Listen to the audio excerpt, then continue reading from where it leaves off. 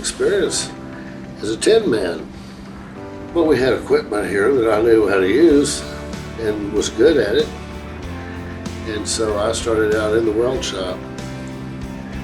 And it was about $6 an hour. I brought that experience and was able to build on it. As soon as I could, I knew I wanted to get over in the other departments. And that's a given, you know. But I wanted to learn more about building robots.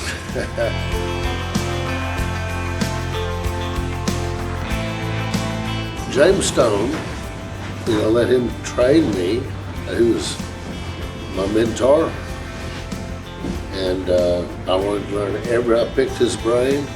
I asked him questions when I needed to.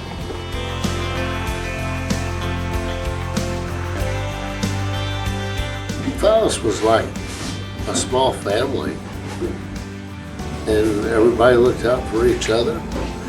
And I'd never seen that before. I'd worked at some other plants, done some other things before I went to college, and this was different.